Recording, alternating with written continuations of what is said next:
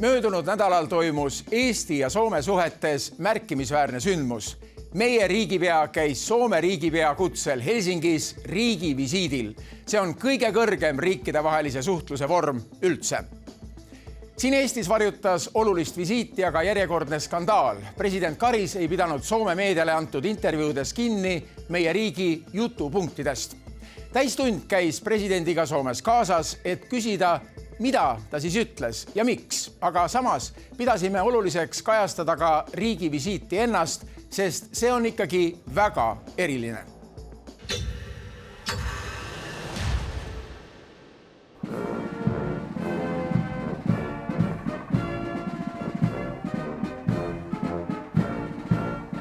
Kuningriike on maailmas alles vähe, ent midagi kroonitud peadele omast tseremoniaalset on säilinud ka teiste maade suhtlemises seni. Riigipeade riigivisiidid.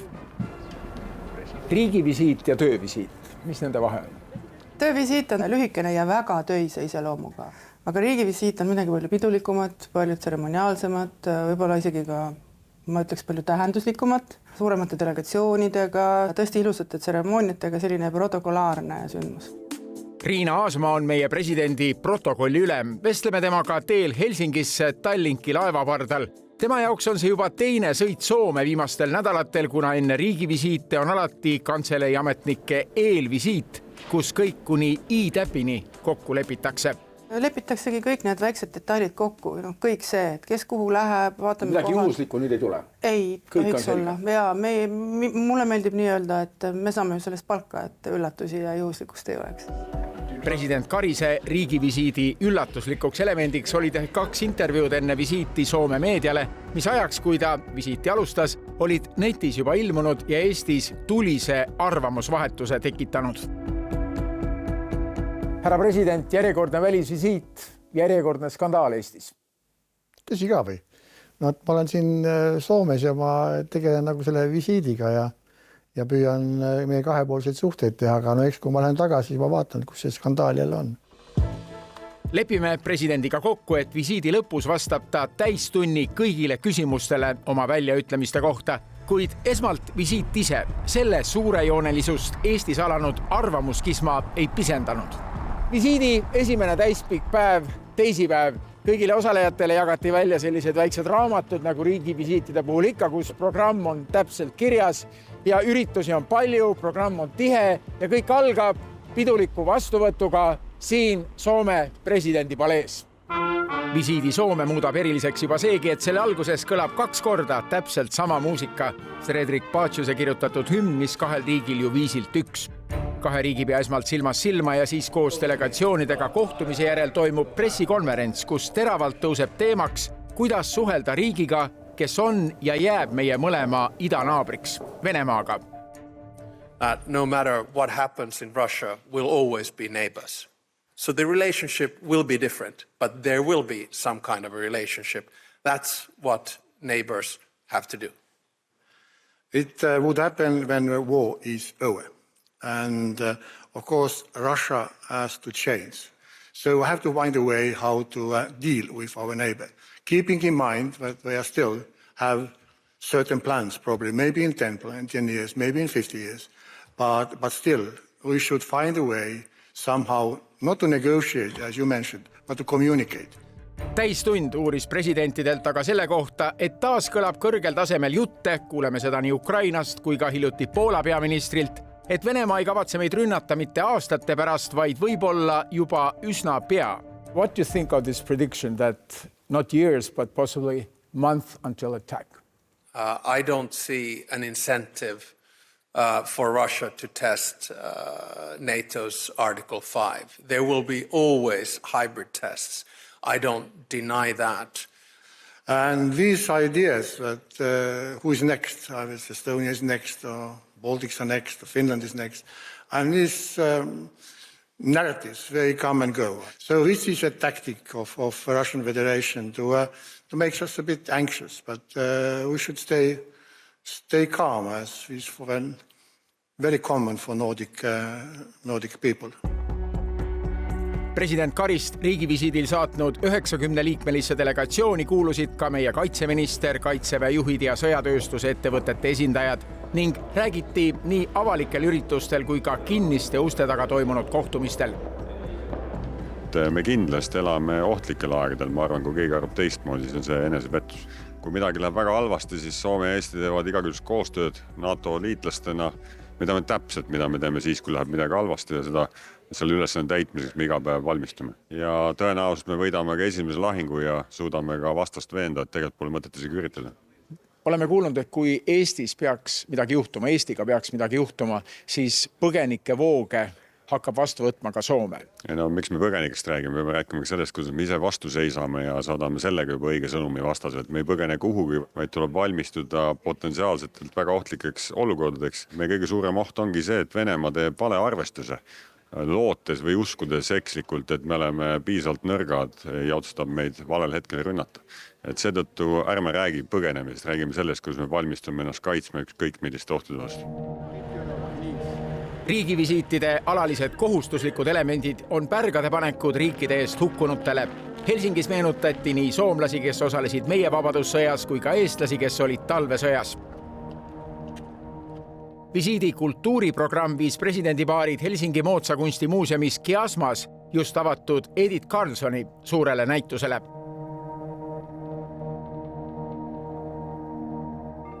Riigivisiidi kõige suurejoonelisem üritus on taas siin presidendi palees, pidulik riiklik õhtusöök ja selle sära on nagu mõnest teisest ajast ja kohast, kui riikidevahelistes suhetes tippüritustel oli palju glamuuri ja suursugusust ja on tänase päevani.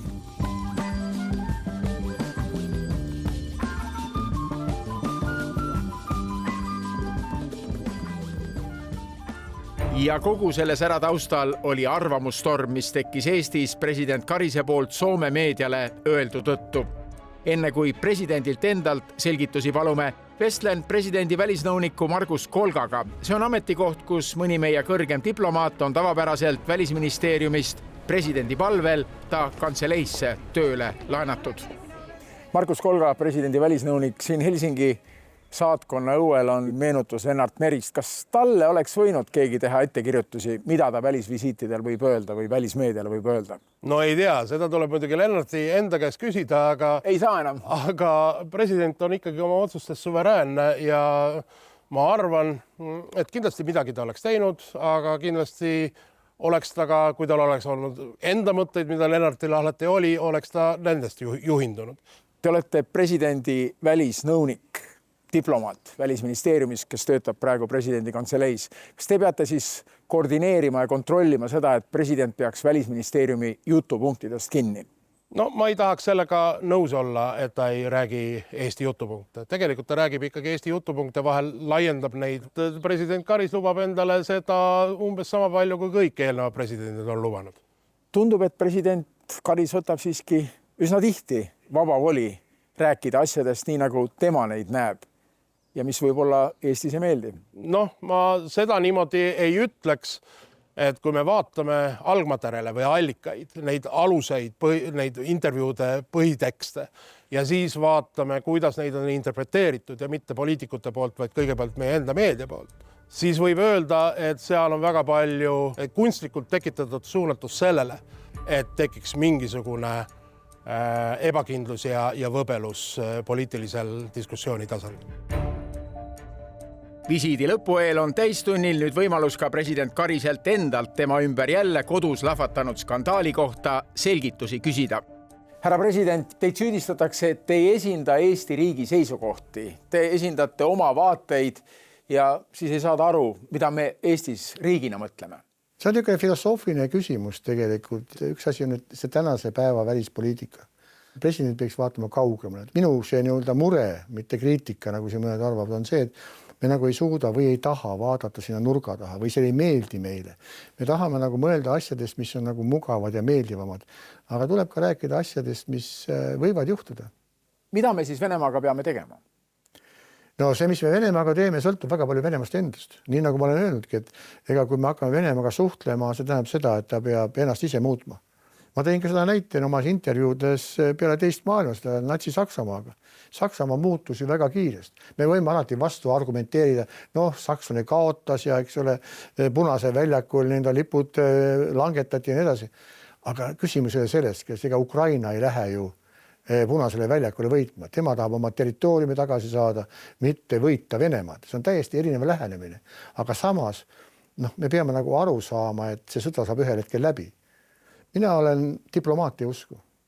On selge, et täna oleme olukorras, tuleb toetada Ukrainat, aga samas, kui see agressioon on lõppenud, siis me vaatame, mis edasi saab. Et siin ei ole nagu sellest mitte mingisugust välispoliitikuse suuna muutust. Et see pigem on küsimuste esitamine, mis on ju presidendi õigus esitada küsimusi. Öelge, millised on meie presidendi volitused ja vabadused Eesti nimel välisriikides kõneleda? Kas peate lähtuma ainult Välisministeeriumi jutupunktidest? Vabariigi presidendil ei saa anda korraldusi, mida ta peab tegema. Ja need jutupunktid, mis ka mulle antakse koos tausta informatsiooniga, need on ju samad, mis on peaministril, on samad, mis on välisministril, on sama, mis on presidendil. Ja minu siin tekibki nagu see kerge konflikt.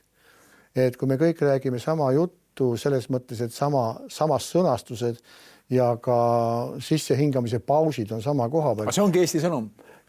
Presidendi võimalus ongi see, et ta valib välja, mis talle tundub, et on olulised. Eks igast lausest võib ju lugeda välja kõike. Kui sa tahad olla pahatahtlik, siis sa võid seda jätkata. Aga miks teiega tahetakse olla pahatahtlik? Seda mina ei oska öelda. Presidendi kampaania? Ma ei usu, et see on presidendi kampaania. Ma pigem arvan, et see on pigem ikkagi Riigikogu valimised. Sest presidendi valimised on, ma ei tohiks võib-olla niimoodi öelda, aga nad on natukene jalus. Et saaks selle presidendi valimistega ühele poole, et siis saaks nagu päris asjaga tegelega, sest ega poliitika mõtleb ikkagi Riigikogu valimistele. Nii et ma ei arva, et see on selge, et ega osadele ma meeldin, on ka inimesi, kellele ma ei meeldi, ei presidendi ega inimesena, see on täiesti loomulik. Kui nüüd kuuleme, et järgmine president võiks olla välispoliitikas tugev, ma ei tea, kas te kandideerite või mitte, siis mida see tähendab? Kas järgmine president siis võiks hakata välispoliitiliselt kõlavamaid avaldusi tegema? Kui me eeldame täna, et võiks olla siis mingi välispoliitiline asjatundja, kuigi olgem ausad, välispoliitika ei ole mingi müstika. Kui ma 4 aastaga ja mitte 4 aastaga pole aru saanud, mis on välispoliitika, siis tegemist on täiesti juhmi presidendiga. Et see ei ole midagi müstilist. Ja ma arvan, et ka Välisministeerium mõnes mõttes võiks nagu kaasata rohkem inimesi, et ta jääks sellised suletuks, et ei jääks mulje, nagu need otsused tekiksid kuskil 1 või 2 inimese peas. Kas te saate aru, mida teile siis Eestis ette heidetakse? Me kõik teeme vigu. Aga see, mida ma praegu loen, ma ei leia neid vigu. Sest samas, kui küsitakse, et katastroof, mis oli Kasahstanis, ma ei tea. Ma isegi tean, et üks poliitik tunnistas, kui ta läks meediasse ja ütles, et muidugi ma ei ole lugenud, mis ta kirjutas, aga mis tähtsust see omab. See tähendab seda, et inimesed mitte ei loe lauset lõpuni, vaid nad ei loe üldse. Vaid neil on nagu poliitiline agenda, nad teavad, kuidas maailm pöörleb ja ükskõik, mida ta ütleb, tundub, et ta ei öelnud midagi hästi. Paneme mingid tähemärgid teele, et siis nii-öelda raputada jälle natukene maailma. Niisiis, siit kõigile soovitus lugeda enne tulistesse aruteludesse sekkumist ehk esmalt läbi algmaterjalid, millest skandaal tekkis, et kui vaielda ja kritiseerida, siis ikka informeeritult. Järjekordsest ja nüüd juba vaibunud kärast meie presidendi väljaütlemiste ümber oli riigivisiidil siiski kõige tähtsam see, et Soome praegustel närvilistel aegadel meile eestlastele rõhutas. Me seisame ohtude vastu koos. Meie kõige lähem liitlane, kel, ärgem unustagem, on sõja ja mobilisatsiooni korral üks NATO riikide tugevaimaid sõjajõude, on siinsamas teispool lahte.